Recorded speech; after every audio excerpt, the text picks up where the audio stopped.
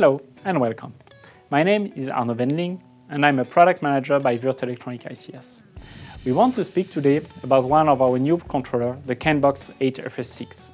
The CANbox 8FS6 is the first product of our 32-bit controller product family. It offers new features, a new programming environment, and a powerful 32-bit CPU. In few words, this product is intended to offer a power switching capability up to 15 ampere per line, as well as to provide an extensive diagnostic to your system. The product has been developed within our Redline medium box, this giving us the mechanical advantage of this standard housing. With a compact dimension of 17 by 14 by 7 cm and an IP64 rated housing, this box is ideally sized to be mounted anywhere where space constraint is tight. The maximum continuous load is 55 ampere at 70 degrees Celsius. Of course, this is mainly driven by the internal temperature, and here we have implemented two temperature sensors, which will allow you to know the thermal status within the box and to handle it through the application. We are using the Tyco Electronics Leviseal 39-way as the main connector, and the M6 threaded power element for the power input. On the second opening, instead of power element, we have implemented a fully programmable 3-color LED under a protective see-through light guide. About the diagnostic possibilities.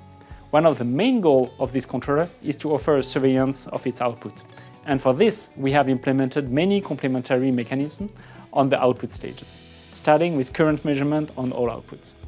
Following this schematic, coming from the main power entry, we will go through the fuse and then have a current sensor, offering a precise evaluation of the current flowing through the output. Then we have the relay, and on each output of the relay, we have placed a digital input. This allows us a manifold of diagnostic possibilities. For example, before relay activation, we can find out if there is already voltage on the output, therewith prevent the system to be activated. In the same way, if both outputs are low, we can assume either a blown fuse or a missing relay. In all cases, the CANbox can return that the output activation is not possible. And of course, if everything is okay, we can validate the switching status of the relay and detect a stuck relay. With the current measurement, you can as well define the nominal current of the load and react through the software if we are not in range. And now, let's have a look closer into the box. I brought with me the product in different stages. We will dig together in the features of the controller. The heart of the CANbox 8FS6 is the NXP Kinetis K10 CPU, offering 128 KB of RAM and 512 KB of flash. We have implemented a UDS bootloader on this platform, allowing an easy implementation in third-party maintenance software for updates and diagnosis. Under the CPU, you can find two CAN transceivers, which can be used to wake up the device in addition to the wake-up input on the main connector. I didn't really talk yet about the 6 high-side output located close to the main connector. Using the SmartFET technology, those outputs are PWM capable and can provide up to 2 ampere per output. Close to the relay in this area, you can see the current measurement sensors. Now on the input side, on the main connector, you will find 8 analog inputs and 4 frequency or digital inputs with switchable pull-up. We can then handle up to 12 input signals from different type and polarity. The whole system is 9 to 32 volt compliant, but of course the relay's voltage has to be matched to your system voltage. With this new product generation, as the CANbox 8FS6 is only the first of its kind, we are also introducing a new programming environment, offering much more possibilities compared to our current one. This new programming environment is called WE Control Designer and is an ISO 61131-3 based software, offering ladder, function block diagram, and structured text as programming languages. You will also have a complete simulation and live debugging possibility. We will dedicate a tech talk to this programming environment to present more in detail the many features and how this software helps you to get things done in a breath. Let's review together the configuration of the CANbox 8FS6 in the tool and the easy function block programming. This is our WE Control Designer software, which is our programming tool for our 32-bit CPU platform. Let's have a look together to the I/O and module configuration for the CANbox 8FS6. So we are in the I/O page, Here you will find a picture of the product, some information about fuses and relays, and the most important part will be the connector.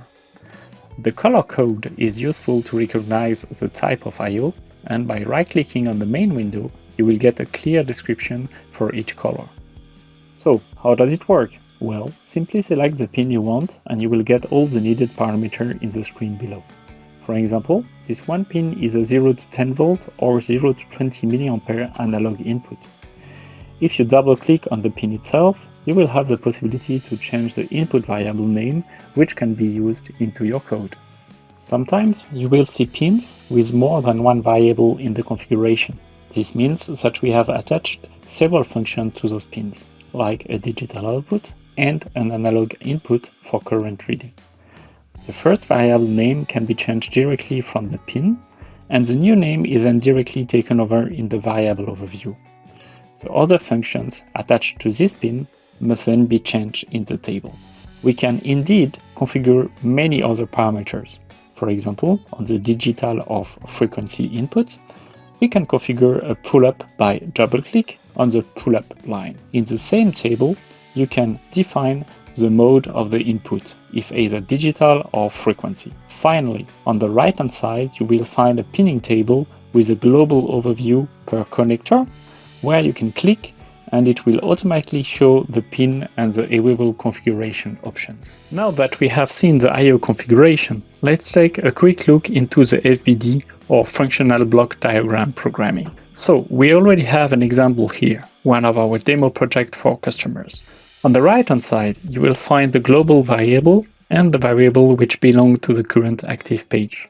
Under it, you will have the physical pins, the I/Os of the controller we are using, the digital outputs, digital and analog inputs, and so on. For this example, let's take an analog input 0 to 30 volt, which we will compare to 3.5 volt and activate the blue LED based on that comparison. Let's start by scrolling through the library for a matching block. The function library is quite extensive and is ordered into families of blocks, things like arithmetical function, timing, or comparison function. If you have any question or any doubt about how a block is behaving, simply click on the function and just press F1 to get the contextual help. The help will provide explanation in all supported languages. Select the right block, greater than, drag and drop it on the page. Connect the variable to the in1 input. Create a new variable. As you can see, it connects automatically when dropped close to the input pin. We will simply enter a constant value of 3.5 here. Go to the I/O panel, select the LED family, and just drag and drop the blue LED variable onto the sketch. Again, it connects automatically. Here we are, ready to run. Our CANbox 8FS6 is now available for our customers. If you are interested, we do offer a try and buy package, which will allow you to test out the hardware as well as the software. In this kit, you will have all the needed adapters, product and software, all of this offered for 3 months free of charge. And you can decide if you want to buy it or return it. Thank you for having taken the time with me today, and please don't hesitate to contact us if you have a question about our products or if you need support to get started. You can reach us through the comments here under, our website, our field application engineers, or through your usual sales representative. Thank you for watching, and see you soon in our next controller video.